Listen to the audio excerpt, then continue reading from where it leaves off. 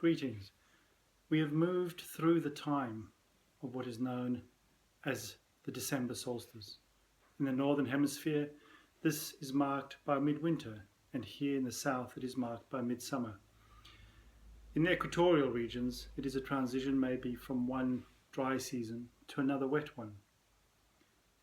However, buying into whether it's now summer or winter, or whether it's Yule or Hanukkah or Christmas or just the holiday season, is really not where the circle of light intends to be working.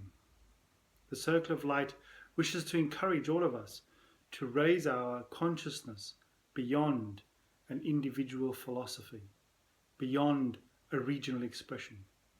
It is the beginning of what in ancient times used to be called Sol Invictus, or viewing the sun at the midnight hour.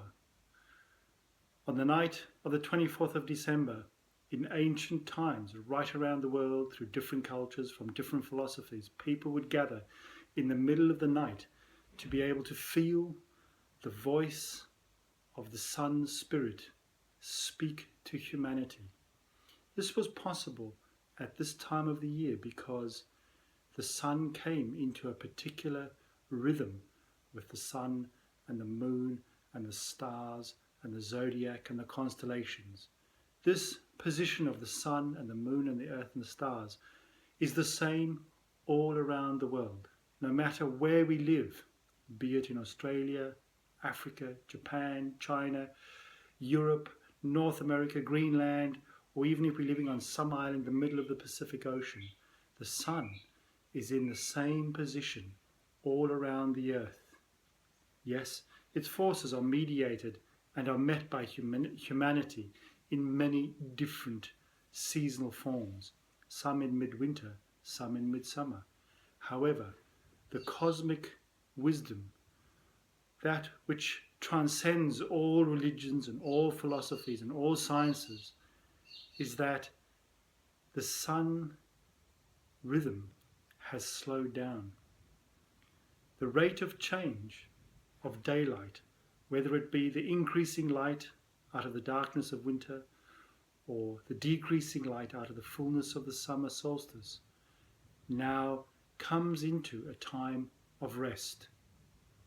Long ago, we would realize that at the exact solstice, there was a complete rest for 3 days, and then the movement would slowly begin. However, when we look at it, the next 12 days after the 24th of December, there is a very slow rate of change between the length of day and night. And right round the world, we enter into a time where the sun stands in a particular relationship to the cosmos and in a particular relationship to the earth. And the forces that come to us from the stars for the whole earth is at what we would call the holy night of the year. This is not a particularly Christian concept. It was known in pagan cultures, in Mayan cultures, in Egyptian cultures, in Chinese cultures, that there was a particular energy that came to humanity, that came to the earth, when the sun stood still and in a way emptied herself and was reconceived in the widths of the twilight of the year. It is a time where there is a difference between the moon year and the sun year, and this is made up over the next 12 days that have become known as the 12 days of Christmas, but in olden times they were just called the Holy Nights. The Scandinavians used to sing of the dream song of Olaf Åstersson as he would travel through the Holy Nights to meet the message from the sun. But what is even more important is that we can feel that at this time of the year something special happens for the earth, and it is around birth. That is why it is appropriate, even though historically not correct, but it is appropriate to celebrate the birth or the rebirth, the Yuletide of the gift of the spiritual knowledge and the spiritual light that comes to us from the sun. And this is epitomized because something very special happens in the spiritual worlds. That at this time of the year, a gate opens, a gate that in the Mayan culture was known as the gate to Zabalba Bay. It is the dark rift that stands in the Milky Way, and as the sun passes through it, whether we see it as the bark of Ra returning, we can feel, or we can try to feel our way into the reality.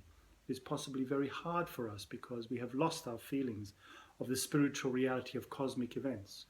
But this open gate is at this time of the year, in the difference between the moon rhythm and the sun rhythm, in the 12 holy nights of the year, the gates of the spiritual world open, and souls, spirits that will be born in 2016, or if we want to make it more generic, in the coming year, enter out of the spiritual worlds into the realm of the earth.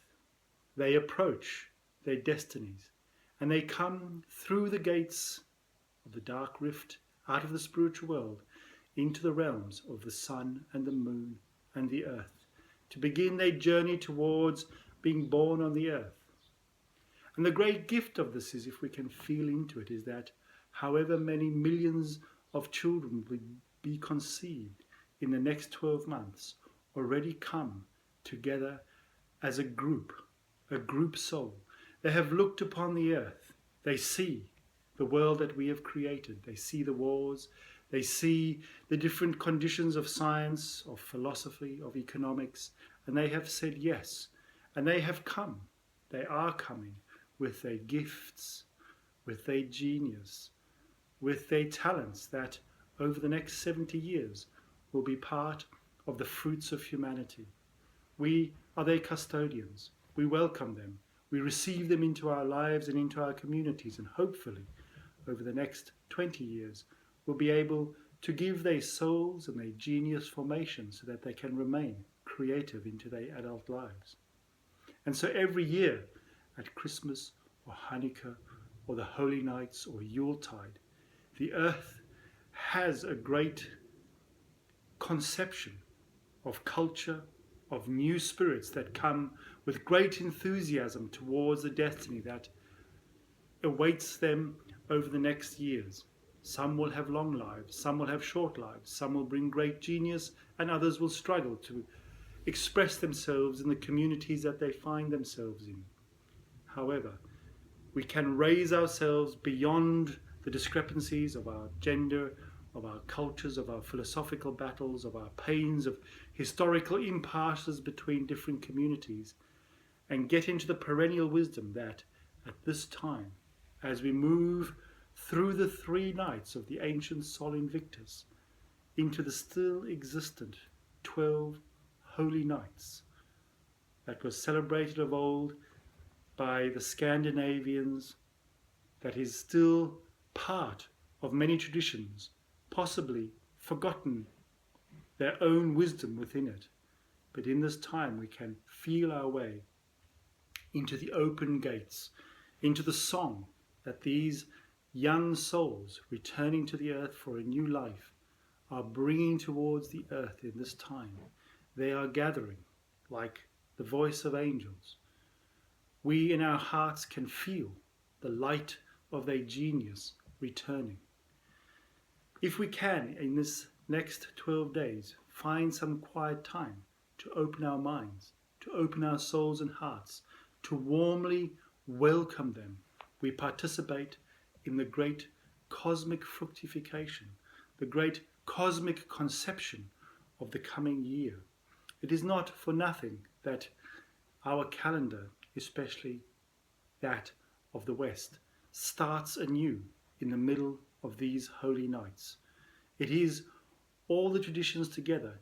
If we fathom the wisdom that created it, we can once again enter into the perennial wisdom, the wisdom that transcends religious codes and religious differences, and says we as humanity welcome the light of the Spirit, the rebirth of the light, the new impulse of genius and creativity that is coming towards us with the birth of the next generation starting this coming year.